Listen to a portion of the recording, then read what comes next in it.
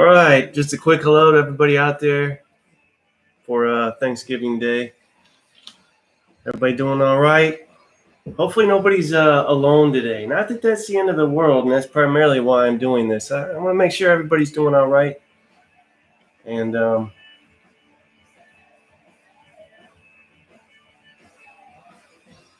see what's going on with y'all.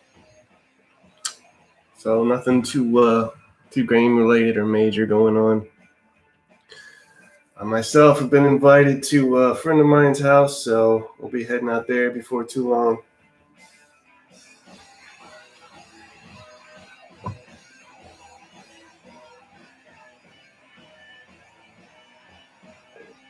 You want to say hello to everybody? Sam Adams, this episode, live episode sponsored by Sam Adams. Say hello to everybody. Up here. Look up here. No, you don't like that? It was about the third week into Kathy's weight loss battle where things really started to go down. She was eating salad. Hair face is gone. It'll be back. Change is good. Change is growth. Although not all growth is... No, wait. Yeah, whatever. You know what I'm trying to say.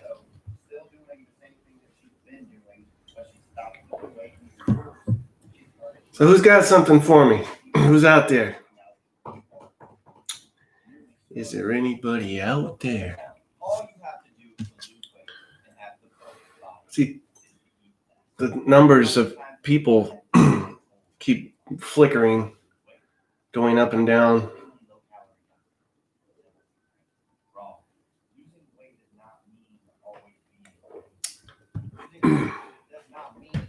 Let's see, any stories I have to relate? Probably not.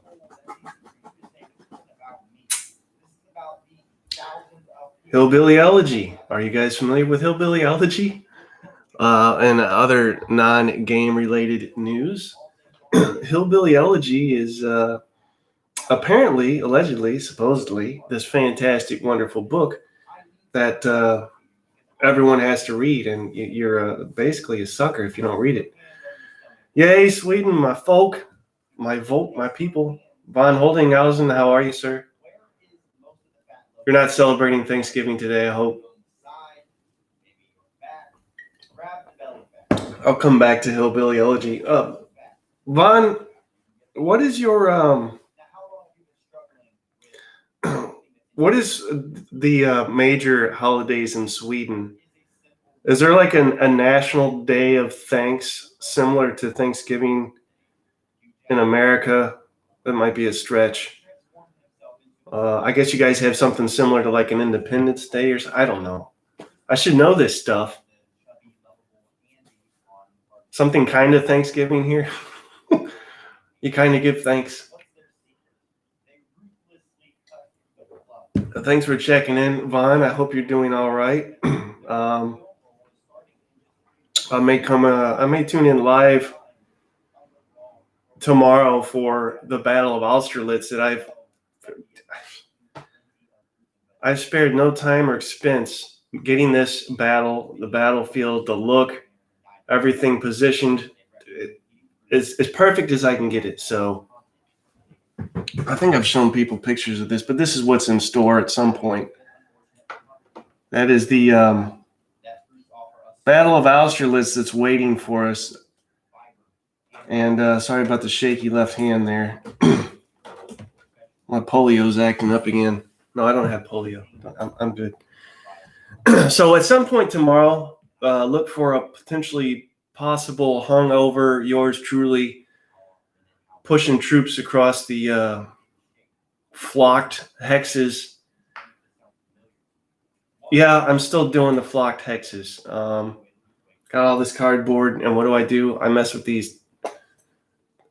I'm still smitten by it. I don't know. I'm sorry. I don't know what to say. Conflict Magazine, I hope you're doing well, sir. I did finally check out your email, and I won't say any more other than hopefully around Christmas, if that makes sense. So I'll leave it at that. And I wish you the best, sir. Again, I won't say any more. Austerlitz from Hexasim, do I like it?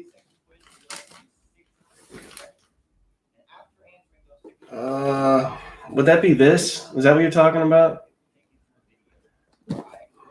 Thank you, Vaughn. Appreciate that. I messed with this a little bit. Now, I didn't do the grand campaign. I think there's a video, in fact. It might be Fallen Eagles. One of these I did a while back. I like the combat system. It's a little different. I need to play it more though to give it a fair analysis, a review.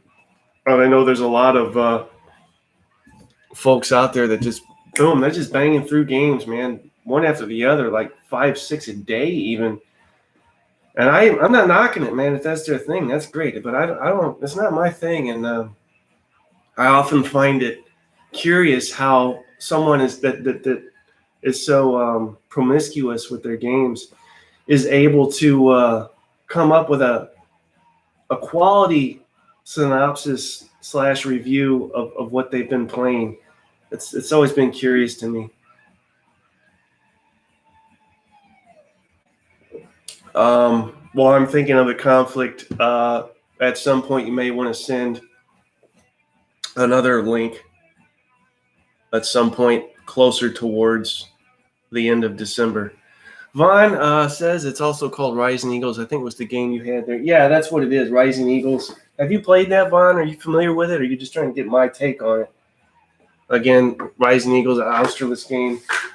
I also have, and like a few of these guys, I haven't messed with it yet. I've had it out of the box and fiddled and looked at it and read some things. But there's this as well from the gamers. I haven't played any of these, by the way. I have this and I have Marengo. That might be something I need to get on the table because the Napoleonic Brigade series is something I need to experience just to know whether or not it's worth my time, so I can warn you guys or tell you what you're missing. You also have this, Napoleon's Triumph. Speaking of Austerlitz, this is a little more gamey, in my opinion. It's a little less a simulation of the battle, a little more gamey. That's not a bad thing. In fact, that's one of my all-time top 5 favorite games, hands down. The thing is beautiful. It's what it does is different than anything you'll ever play. So it has like the originality to it, right?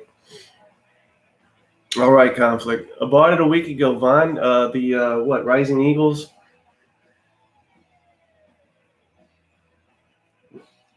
Don't regret, Vaughn.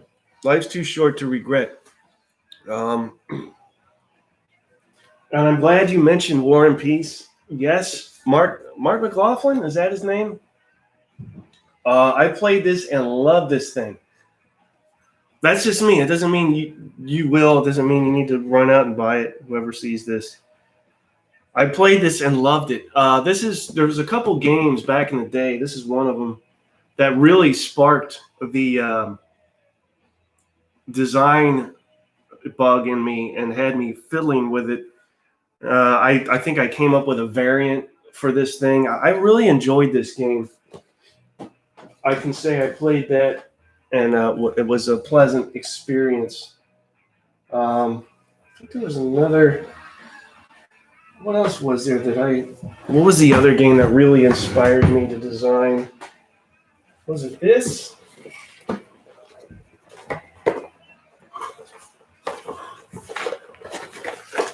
Tell you in a second, as everything falls out. Good Lord. You want to know the good old days? Here's the good old days. Look at this.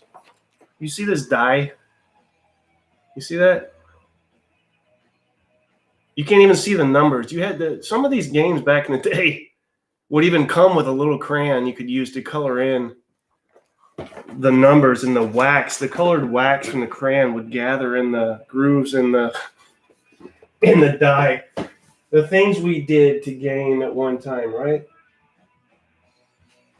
That's not it. That's not what I'm looking for. There's something. Is it this? Is this the game? Shit. Where is it? Maybe this is it. Hell, I don't know. But anyway, yeah, this is it.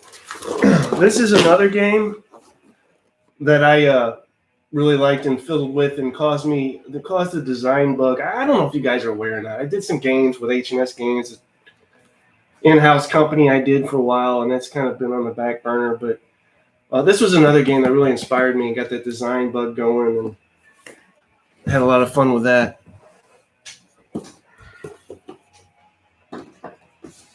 But I mean, we don't necessarily have to talk games. Again, I just mainly wanted to get on here and make sure everybody's doing all right.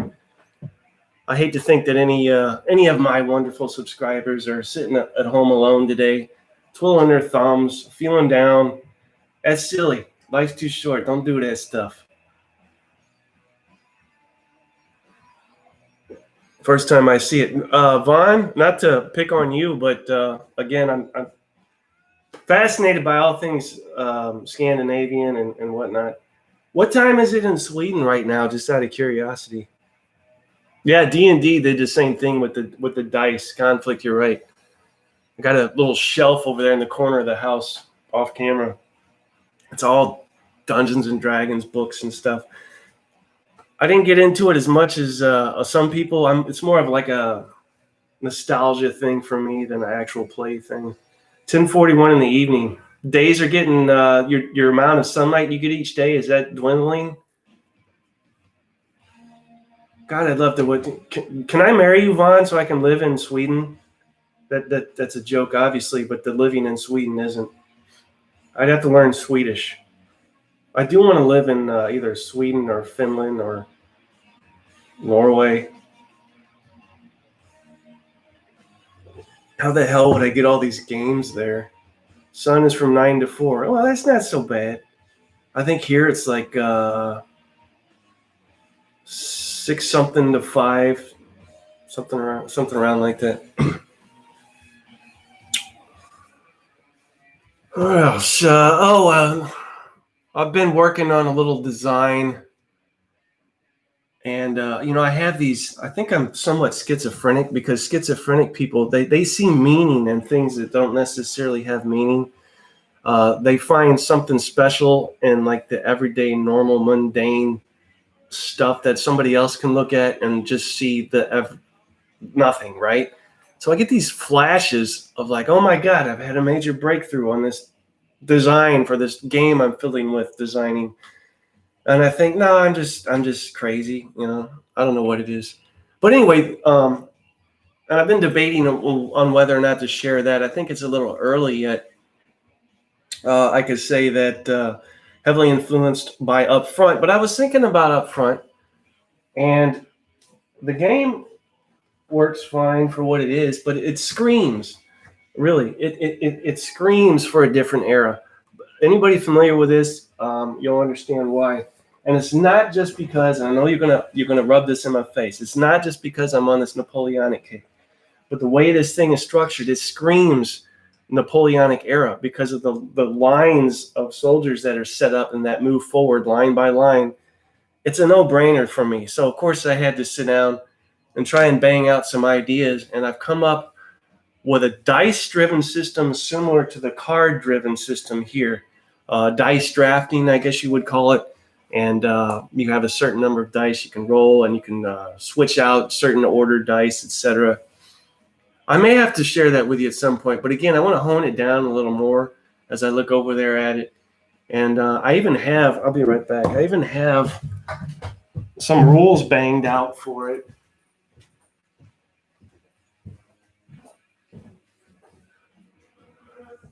The cat's arguing that it's dinner time, but it's a little early yet. And she likes to puke, so it's not yet dinner time. Let's see. Where am I? I used to be Midwest in Missouri. Now I'm in Louisiana, the dirty, sweaty, hot South. Terrible name. This is what I'm calling it right now. That will change, guaranteed. Point of fact. Lance and Bugle, Napoleonic Rules. It's a one-page system I've come up with as far as charts and things go. But so So again, it's similar and structured up front based on the distance you are from an opposing group determines what your fire strength is.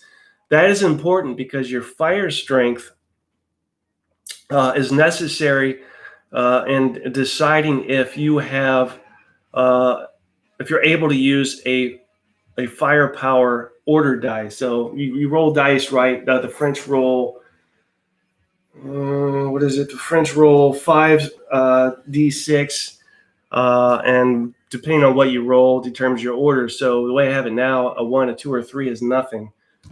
But a 4 would be a move, 5 would be fire, and 6 would be rally. So let's say you get a roll, one of those dice is a 4. You would look and determine where you're at within proximity of an opposing group, and then go from there. You roll 1d8. That coincides with your random firepower thing.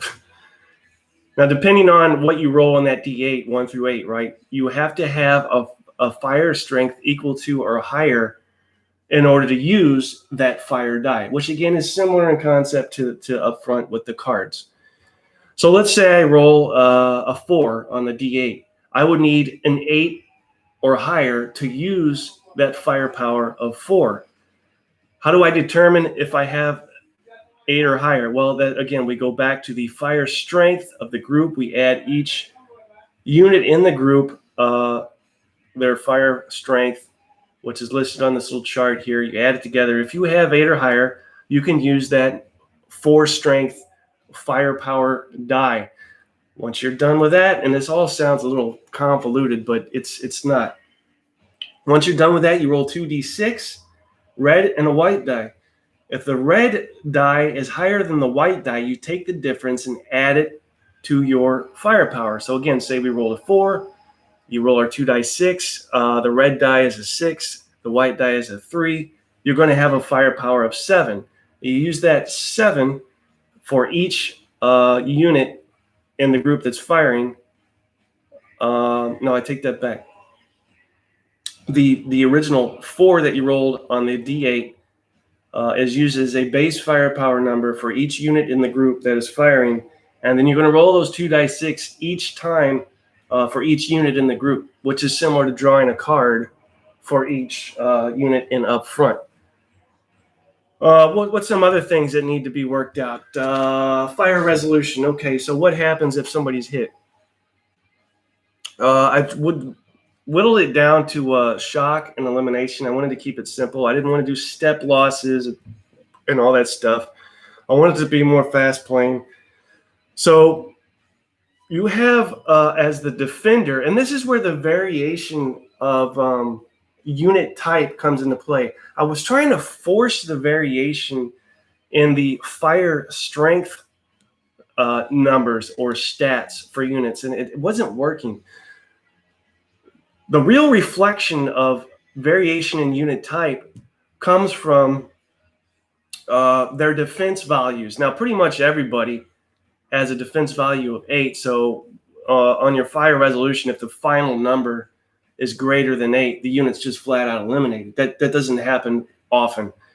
What happens more so is your shock value, and that's kind of like a morale breaky thingy.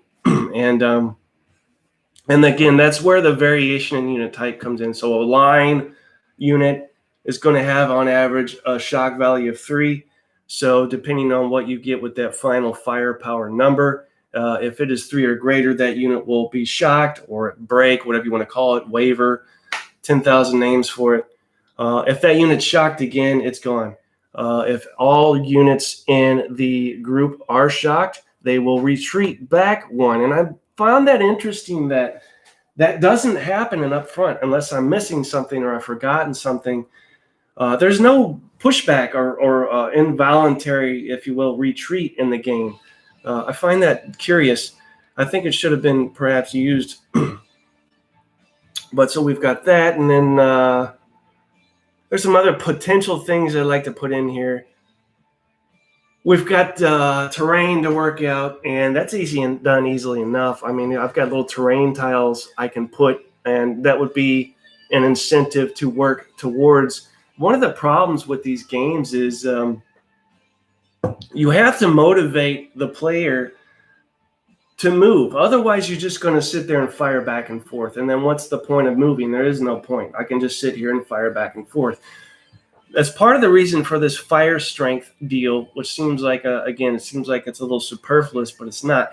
It is incentive to get you to move towards the enemy, because as you do so, your fire strength increases, which in turn allows you to use higher firepower die rolls on that D8, all the way up to a firepower of 8. If you want to use that firepower of 8, if that's what you roll, chances are you're going to need to be closer in proximity to an opposing unit. And it also helps to have a lot of units in a unit group. The more you have, the higher that fire strength is going to be. However, the give and take, the rub, of course, is the more you have packed into one single group, the less you have spread out, right? So there's that. And then you've got your leaders in here so far. They serve a minimal function. There's a melee bonus for when you're up as close as you can be to an opposing unit. There's a rally bonus. Rally is extremely simple. You roll 1 dice 6. 1 is a no rally. 2 through 5 is the number of shocked units that can rally, and 6 is all units in the group can rally. And that's pretty much it. And it would make much, much more sense to show you this instead of just telling you this. So may yet do that, but I want to give it a little more time to rub out some of the kinks and wrinkles. But it's been a while since I've been on a design kick that could potentially lead to something that is shared with the general public. This is the first thing in a long time that could easily fit the bill there.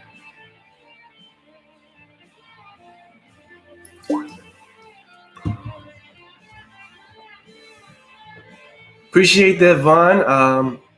I will probably do so again. I've got, let's see, tomorrow is Friday. I've got Friday, Saturday, and Sunday off. And it is not laundry weekend. Last weekend was laundry weekend. So I have carte blanche. I can do as I please. Lots of time. So there's no reason why I can't start this Austerlitz battle. And if nothing else, for Vaughn alone, share the what I'm currently calling the awful name of Lance and Bugle, which sounds like a posh, artsy-fartsy, overpriced restaurant, or a really boring country club that only the restrictions for members is so high they only have one member. Appreciate that, Vaughn.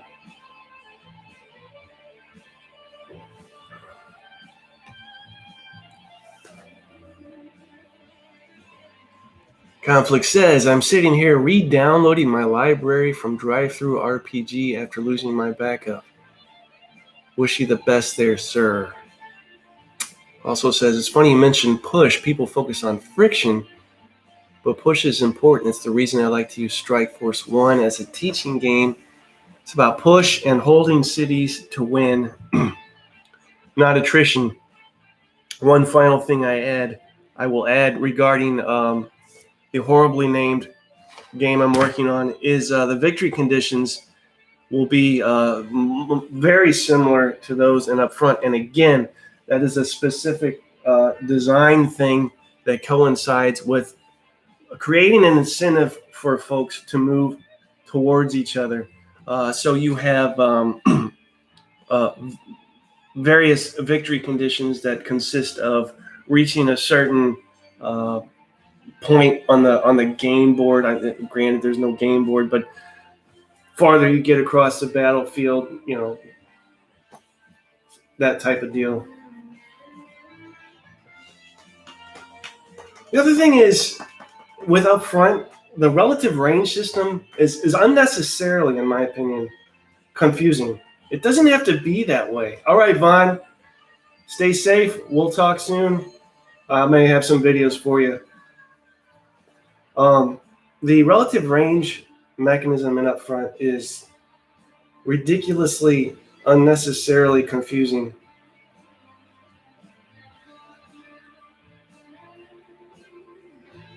What is Labby? Oh, I got you. All right. I'm a little slow.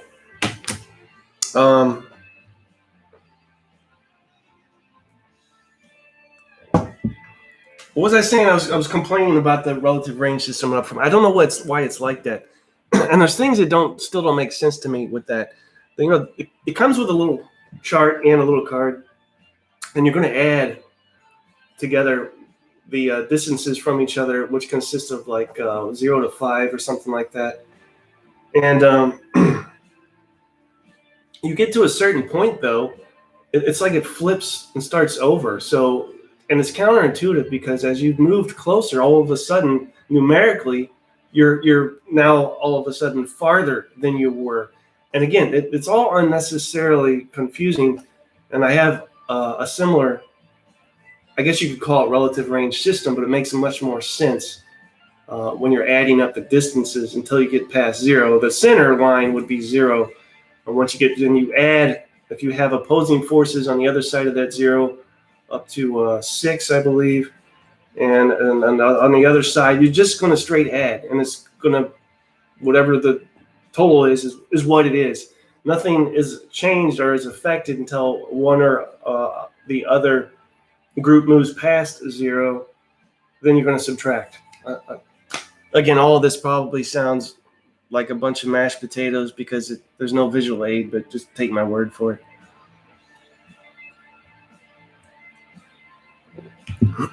No comments on the non-hair face? Nobody has. That's fine with me because it's just stupid. It's just dumb look stuff. I mean, people make such a big deal about, oh my God, you cut your hair, you changed your hair color, you shaved your. Who cares? What's in, move on. What's in, talk to me about something interesting. Oh, like the tattoos. I mean, I appreciate people's interest in them, but it's like, can we talk about anything else? There's a whole world out there, and tattoos are like that much of the world, and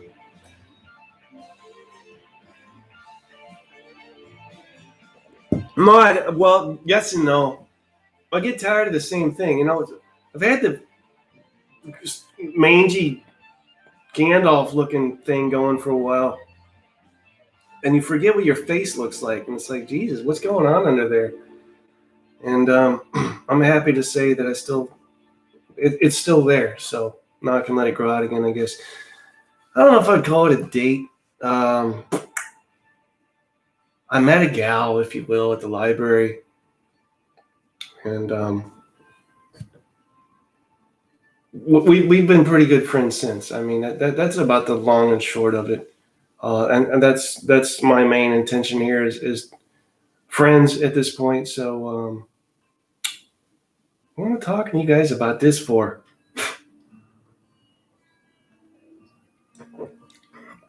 She's a very close friend.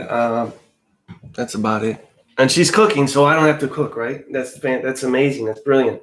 I hate cooking. I don't know what's wrong with me. There's like, I think there's that area of your brain right here and there. Mine's not developed because I don't like to cook.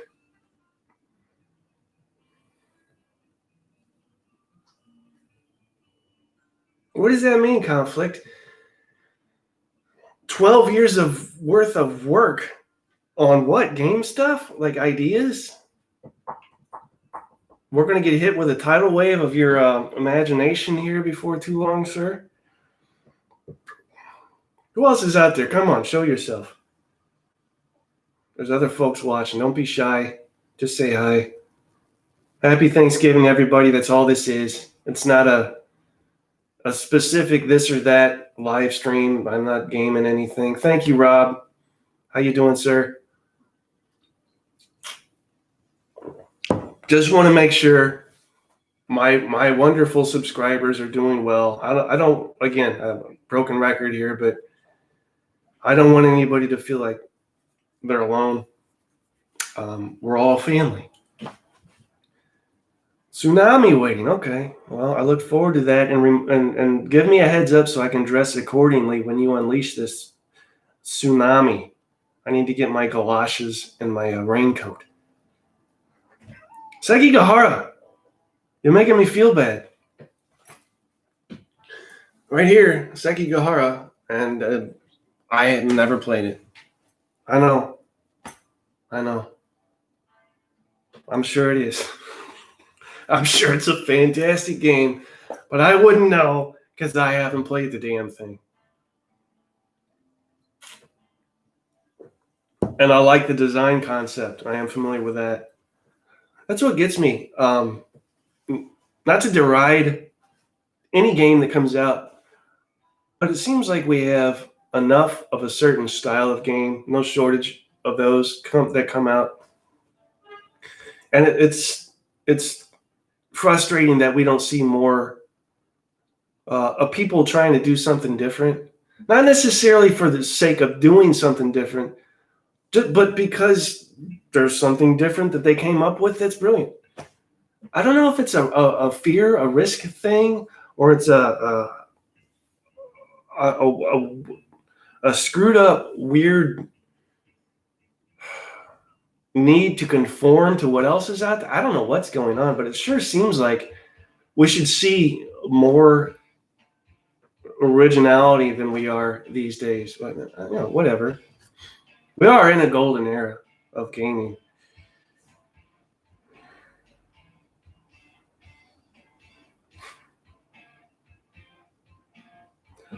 Rob, what's the are you familiar with the next one that's coming out with that system? What era?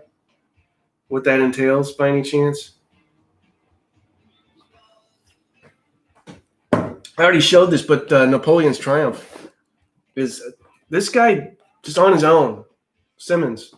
He's like, I've got this idea. I'm going to do it. I'm going to make it happen. It doesn't conform to anything else that's out there. And it's probably one of the greatest games ever made. Where are those folks at? We need more of that. Another case in point. Where is it? I can't see. I need my glass. I don't wear glasses. This thing. Another attempt at originality. I appreciate that. And that's why I own it. Because I have enough of the same old. Nothing wrong with the same old. But personally, I have enough of the same old. Minis on maps, you might be right. I mean, there's certainly probably a market for that. Hopefully it doesn't. Innovation is the key to the future of wargaming, and the minis on maps, I think, plays a part. Well, again, I agree with you for the most part, as long as we don't see another fangled tired of iron, because I'm pretty much tired of iron. That game series, we can do better. Fall of Granada, really? Why am I less familiar with that than I should be? He's typing. Fall of Granada. The siege of the city of Granada fought over a period of months leading up to its surrender in 1492. Was captured by the combined forces of Aragon and Castile, recently united as Spain, from the armies of the Taifa Muslim Kingdom of Granada. Okay, well, at least the topic or the subject matter is original enough. That could be good stuff, Rob. Thank you for sharing. That could be. I'll keep an eye out for that. Definitely need more, and again, not just originality and design, but my God, how many battles are there that don't have games on them? But every year we get 50 new Bulge games, right? And 50 new D-Day games. And again, that's fine. But where's the other stuff? Where is it?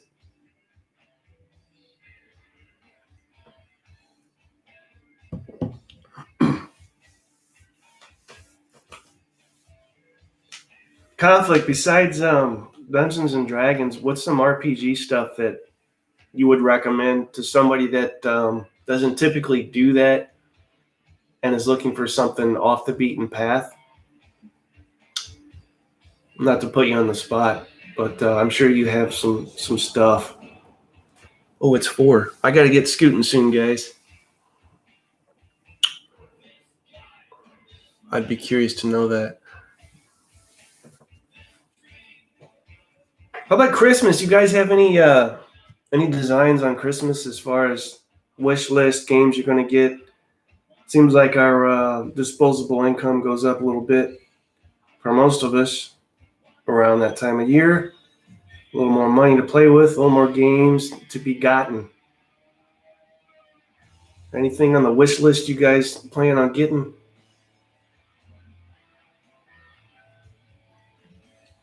I don't know if I have anything.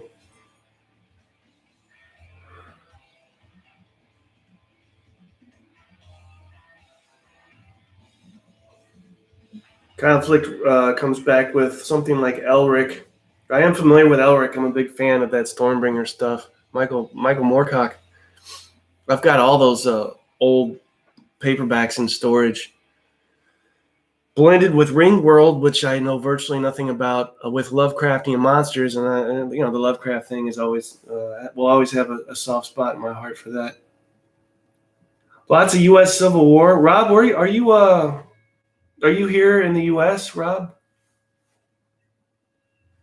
Nothing much coming out, I fancy. Yeah, I don't know if there's much coming out that I need either, which is fine. Saves me money.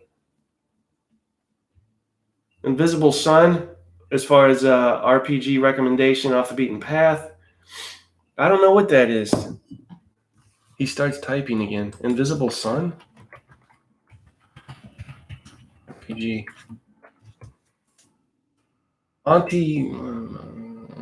Money. Quick blurb on Invisible Sun. An RPG of unprecedented physical production. 4 books with 600 pages of content, 1,000 cards. Wow, that sounds amazing. I will look at this further later. I had no idea this beast existed. British Wales. You guys seem to, not to stereotype, you guys seem to have an overall fondness with our Yankee civil feud. The ACW there. Am I off track there with that analysis? It just seems to me like you guys are fascinated with the American Civil War stuff, that's great and that's cool. It's definitely an interesting era. Although it disappoints me because cavalry during the American Civil War didn't play quite the role it played in the Napoleonic era, but still good stuff indeed. Yeah. That's a good analysis. It's like watching 2 younger brothers fight. Sure.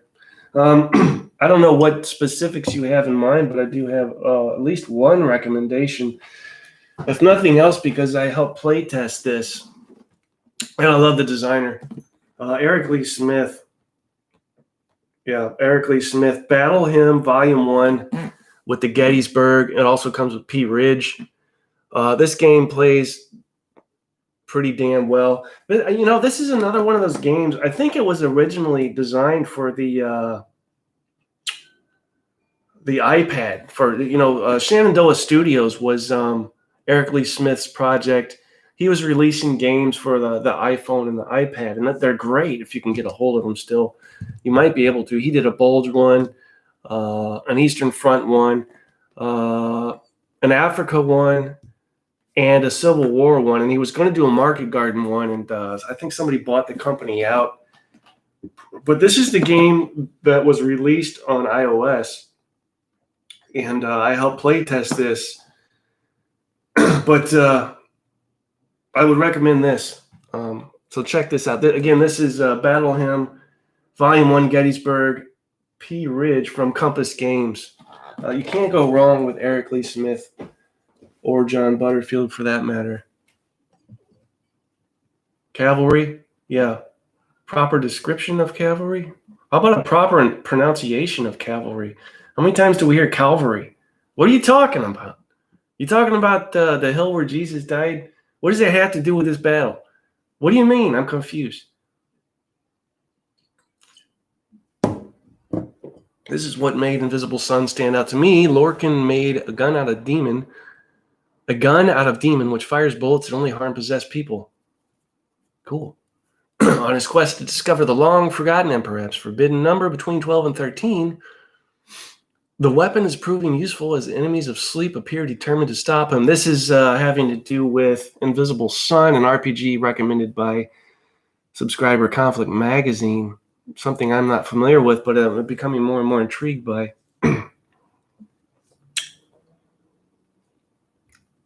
Let's go back to the role of cavalry in the American Civil War. Primarily what? Reconnaissance, screening, things of that nature. Am I missing something? Was there an instance, and I'll have to profess ignorance here, was there ever an instance in any battle or conflict in the Civil War where the cavalry played a pivotal role in the outcome of that battle? I'd be curious to know the answer to that.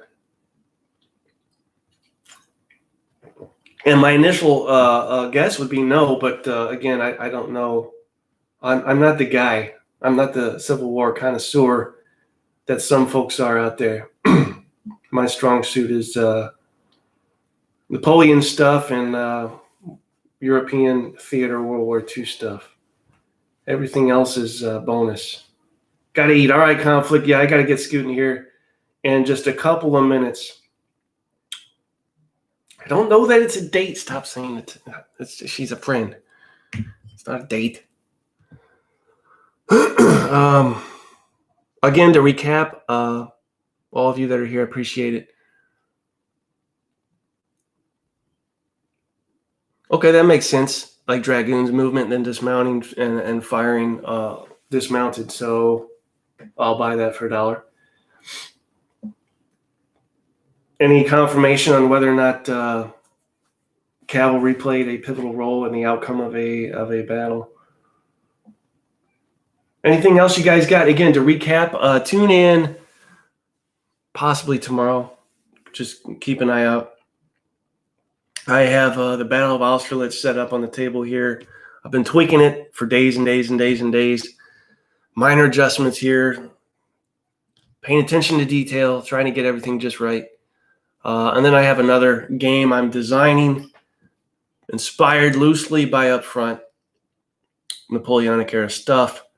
So the Napoleonic wagon, I just keep riding on that thing. I don't see the end of the road yet, but there's an end somewhere there, and then we'll hop back into something else. But anything else? Any last words? Anything you guys got? If not, again, I wanted to say hi to everybody, make sure everybody's doing good on this holiday. Holidays can be hard on some folk. Don't feel alone. We're all family here. You guys got my email. Hit me up if you ever want to chat. And you'll be seeing more of me as can be expected. All right, be safe, everybody. And enjoy the day, enjoy the weekend, and I'll talk to you soon.